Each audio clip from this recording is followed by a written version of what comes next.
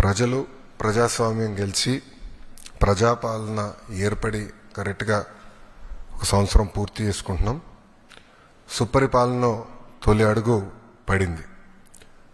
విధ్వంస పాలన నుంచి ఏకంగా వికాసం వైపు మన ప్రభుత్వం ప్రయాణం ప్రారంభించింది.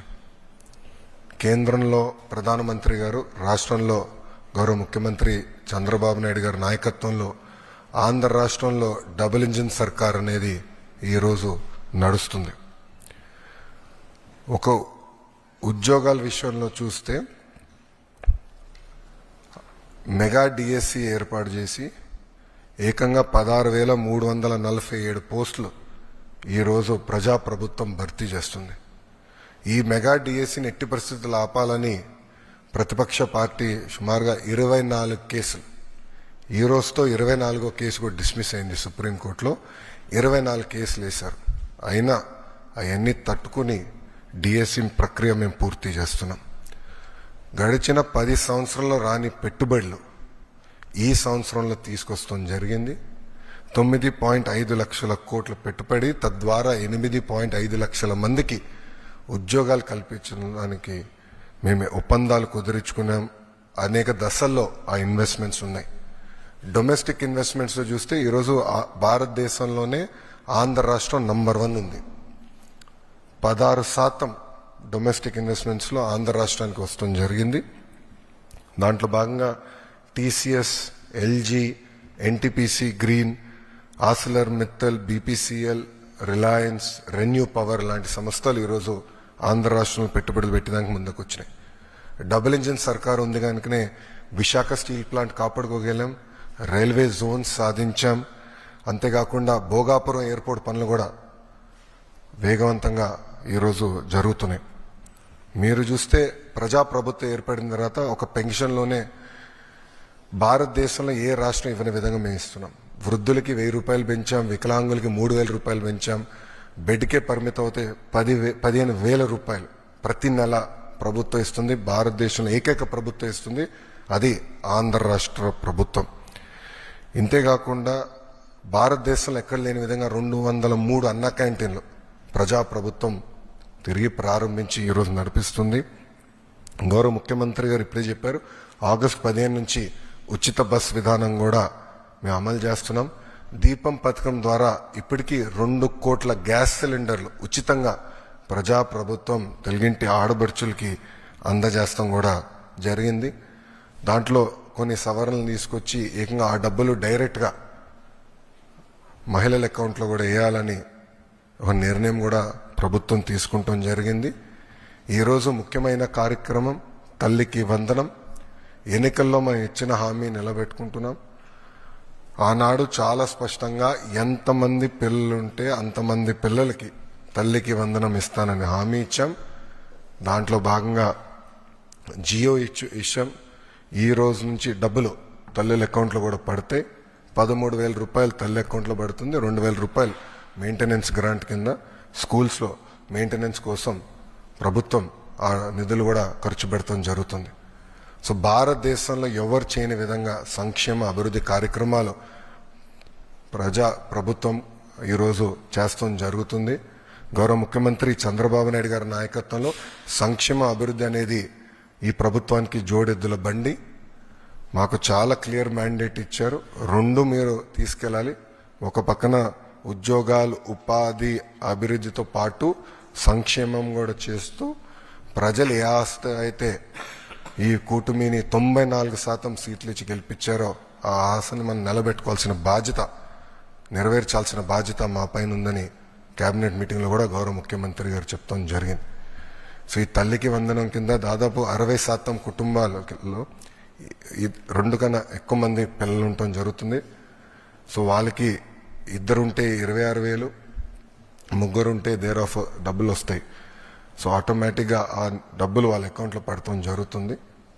సో ఇచ్చిన హామీ బాబు సూపర్ 6లో ఒక హామీ కూడా, ఇది ఇంకొక మరో హామీ ఈరోజు కూటమి ప్రభుత్వం నిలబెట్టుకుంటాం జరుగుతుంది.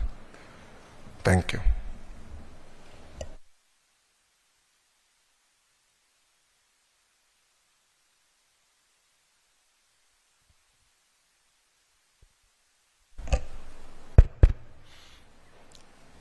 అందరికీ నమస్కారాలు. ఎగ్జాక్ట్గా ఈ రోజుటికి ఎన్డీఏ నూతన ప్రభుత్వం వచ్చి 1 సంవత్సరం అవుతుంది. అదే సమయంలో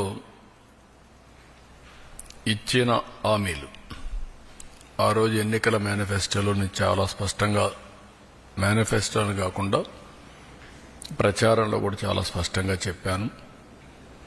అభివృద్ధి, సంక్షేమం, ఎన్డీఏకి 2 కళ్ళు, ఈ 2 కూడా సమాంతరంగా ప్యారలల్గా ముందుకు తీసుకెళ్తామని చాలా స్పష్టంగా హామీ ఇచ్చాం.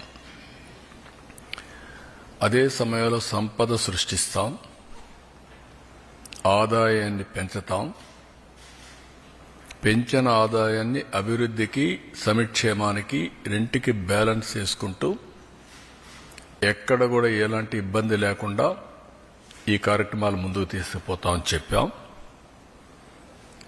అయితే రాష్ట్రంలో ఆర్థిక పరిస్థితులు చూసిన తర్వాత చాలామంది నాకు ఎన్నికల ముందు అడిగారు, మీరు వస్తే మీరు కనీసం ఈ రాష్ట్రాన్ని మళ్ళీ టోటల్గా విధ్వంసం జరిగింది, మీరు దీన్ని రివైవ్ చేస్తారని నమ్మకం మీకుందా, మీకు అనుభవం ఉంది, కానీ అఘాతం చూస్తే మాత్రం చాలా లోతుగా ఉంది, మీరు చేయగలుగుతారని అడిగారు. నాకు వేరే ఆప్షన్ లేదు. ఇన్ని సంవత్సరాలు ప్రజలు ఆదరించారు, ఆశీర్వదించారు. కష్టాలకు వచ్చినప్పుడు కాడుపడేయడమో పారిపోవడం కరెక్ట్ కాదు.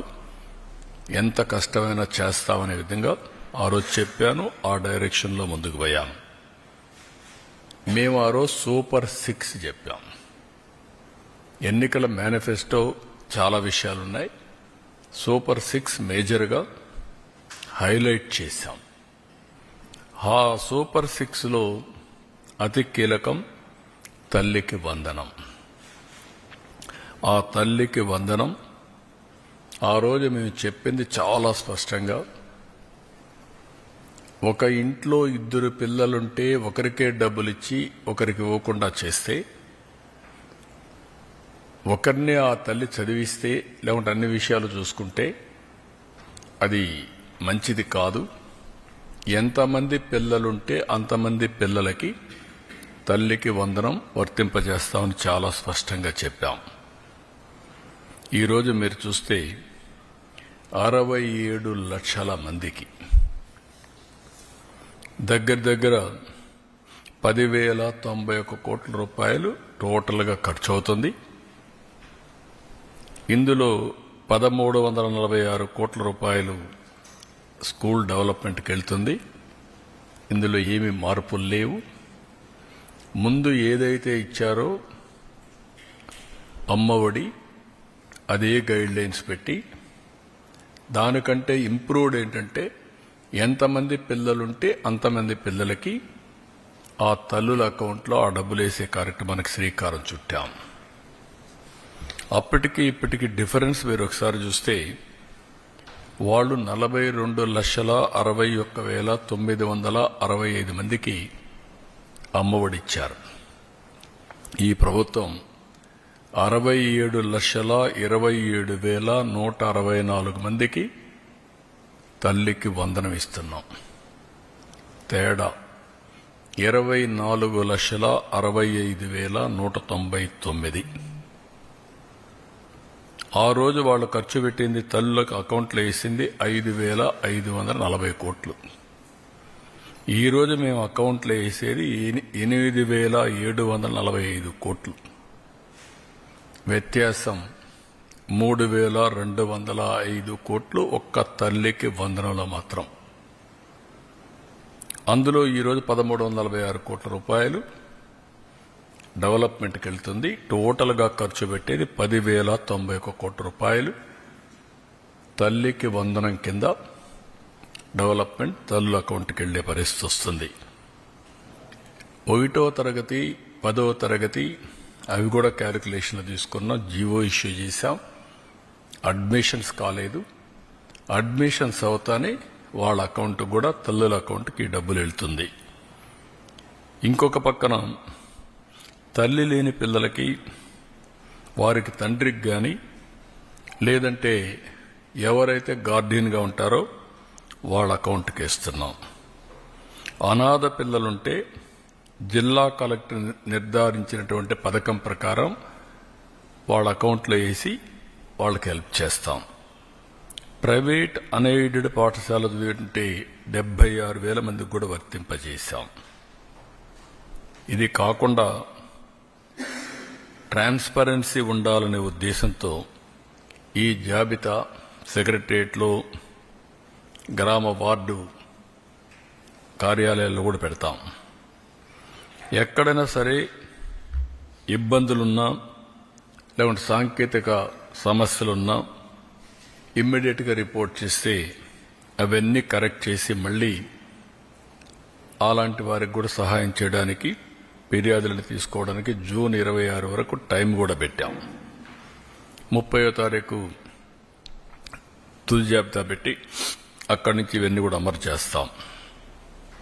ఇంకొక పక్కన ఇప్పుడు ఇచ్చింది 2 నుంచి 10వ తరగతి వరకు ఇంటర్మీడియట్ సెకండ్ ఇయర్కి బీసీల్లో చూస్తే 29,82,000 మంది వస్తున్నారు.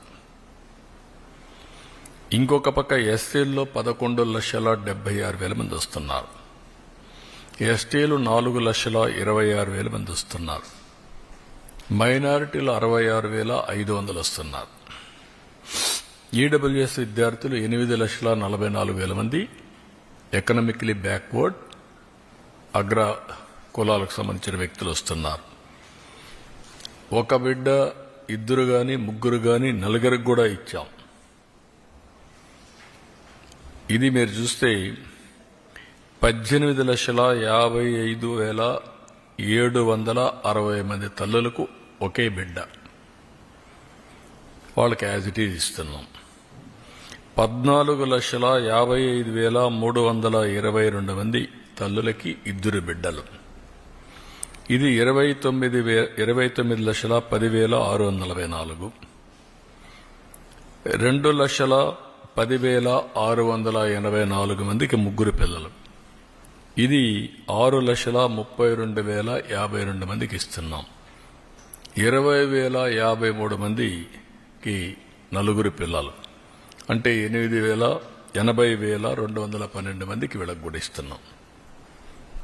ఏ మాట అయితే నేను చెప్పానో ఆ మాట ప్రకారం ఒక పద్ధతి ప్రకారం ఒక మాటలో చెప్పాలంటే ఇది ఒక పాపులేషన్ మేనేజ్మెంట్కి ఒక ముందడుగు.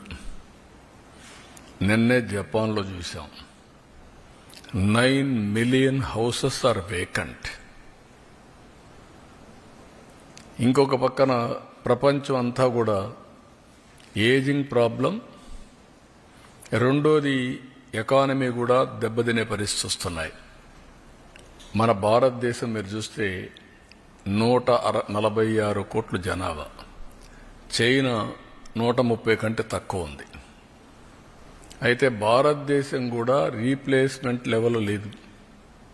2.1 ఫెర్టిలిటీ రేట్ ఉంటే రీప్లేస్మెంట్ అది 1.9కు వచ్చింది.